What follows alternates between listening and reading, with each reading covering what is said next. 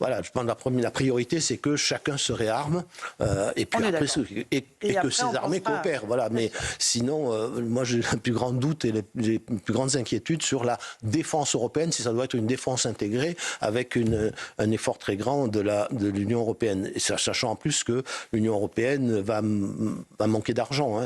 Là, on voit bien que il y a un débat budgétaire sous-jacent sur le financement du prochain budget européen qui est devenu très très rude, notamment entre les Allemands et nous. Donc si on rajoute une très grosse facture sur la défense, je ne sais pas comment on s'en sort, puisque personne ne veut payer plus. En fait. Exactement. Et ne peut, surtout. Jean-Sébastien Ferjou, pardon, une question à Henri Guénaud. Vous avez le constat du fait que la France, mais comme je crois chacun a pu s'en faire une idée, qui ne pèse plus dans les relations internationales. Mais selon vous, est-ce qu'il faut s'y résigner ?